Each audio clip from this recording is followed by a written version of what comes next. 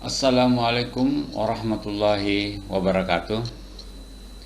Pada video kali ini kita akan berbicara atau membahas tips dan cara mudah untuk menentukan tema penelitian komunikasi. Kebanyakan mahasiswa komunikasi pada saat tiba fase di mana harus meneliti, maka seringkali kelimpungan untuk menentukan apa yang akan dijadikan sebagai penelitian komunikasi. Sebagai awalan, kita terlebih dahulu perlu mengetahui konsep dasar dari penelitian komunikasi. Nah, apakah sebenarnya penelitian komunikasi itu? Menurut Brent Farnsworth, penelitian komunikasi adalah dengan mengidentifikasi, mengeksplorasi, dan mengukur faktor-faktor yang melingkupi komunikasi itu sendiri dalam bentuk apapun dan mengenai topik apapun. Nah, seringkali dari perspektif yang digerakkan oleh teori, tetapi akan semakin meningkat dengan metode yang didasarkan secara empiris. Nah, itu adalah salah satu pengertian communication research atau penelitian komunikasi. Sekarang, apa sebenarnya tujuan penelitian komunikasi? Menurut Keaton, tujuan penelitian komunikasi adalah to describe communication phenomena as well as to discover and explain the relationship among them. Artinya adalah tujuannya untuk mendeskripsikan fenomena komunikasi serta menemukan dan menjelaskan realitas di antara fenomena-fenomena tersebut. Sekarang kita mulai bagaimana tips menentukan tema penelitian komunikasi. Untuk menentukannya kita harus berangkat dari gejala-gejala komunikasi. Nah, dari gejala-gejala ini nanti kita bisa mengkategorisasi bahwa ruang lingkup penelitian kita adalah ini dan itu. Jadi berangkat dari gejala komunikasi. Nah, gejala komunikasi itu dapat dilihat dari komponen komunikasi, dari konteks komunikasi, dari muatan pesan komunikasi, dari konsentrasi kajian, dan dari tujuan komunikasi itu sendiri.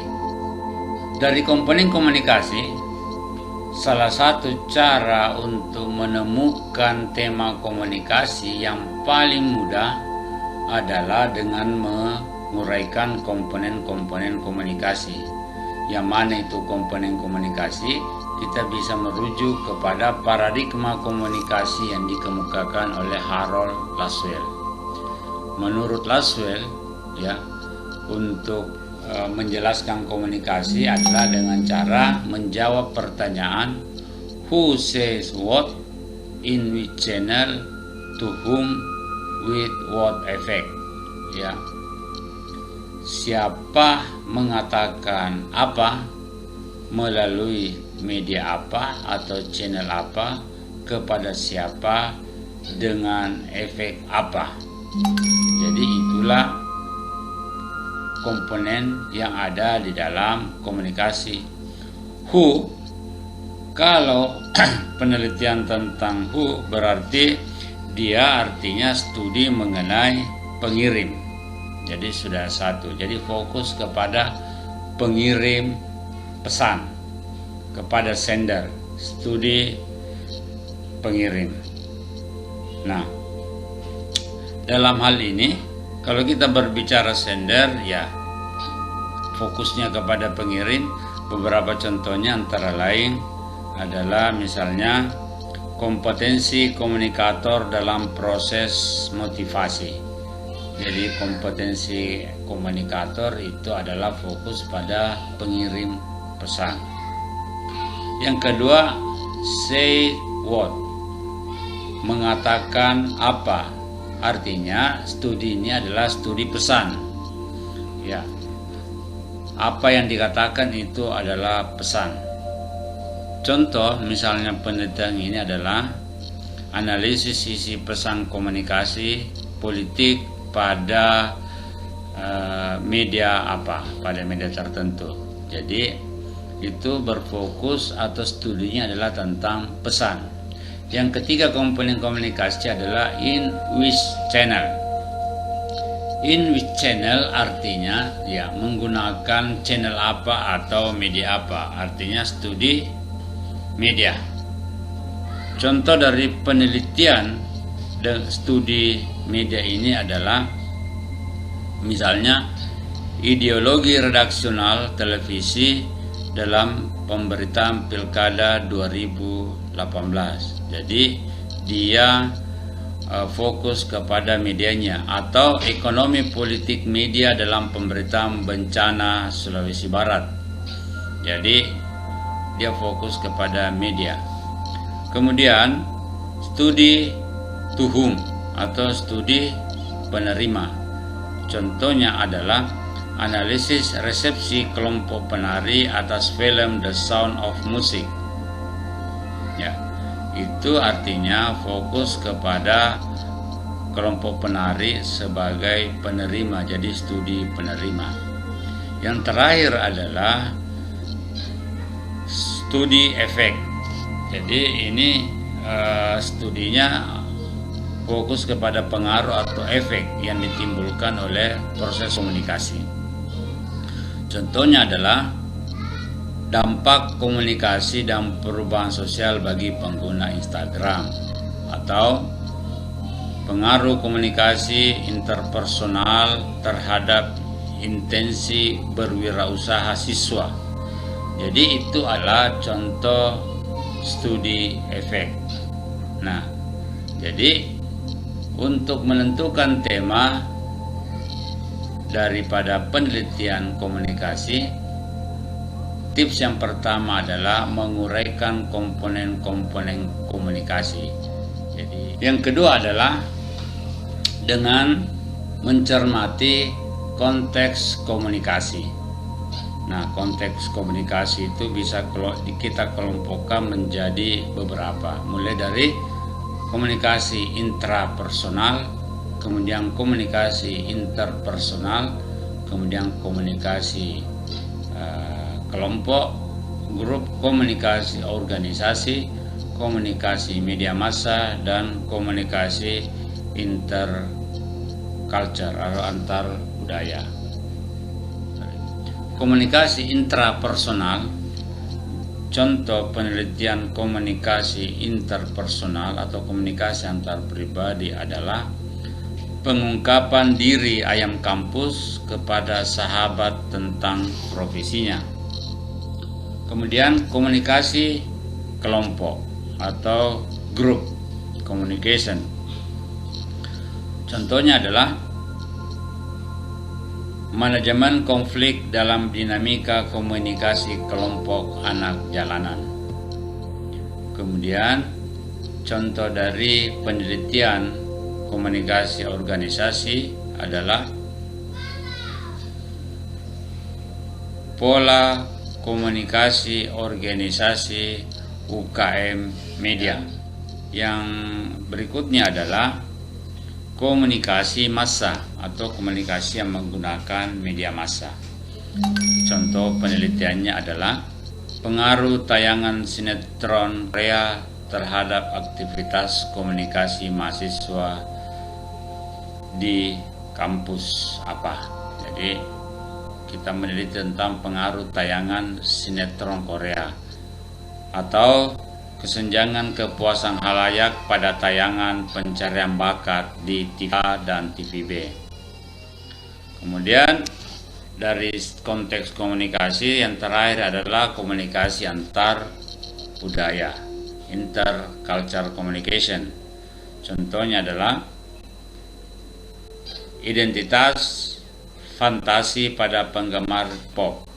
Jadi itu salah satu contoh penelitian antar budaya. Kemudian kita juga bisa menentukan tema penelitian kita atau penelitian komunikasi berdasarkan muatan komunikasi, pesan. Berdasarkan muatan pesannya.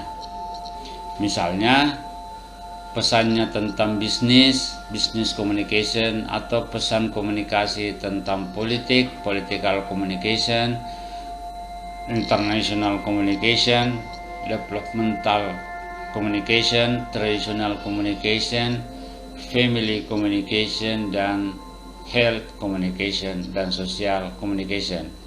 Jadi berdasarkan muatan ini kita juga bisa menjadikan acuan untuk melakukan sebuah penelitian komunikasi.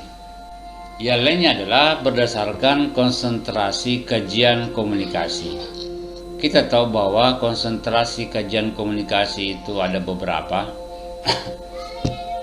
Misalnya jurnalistik, public relation, advertising, broadcasting, public speaking, propaganda, perfilman, dan perpustakaan. Kalau kita berbicara tentang jurnalistik, beberapa tema yang berkenaan dengan pemberitaan dan media yang dapat dijadikan tema penelitian komunikasi, misalnya dampak dari suatu pemberitaan atau makna dari makna terselubung dari suatu berita. Bisa juga lagu, film. Kemudian etika media massa, peran media di dalam menjembatani konflik, dan motivasi orang memilih media.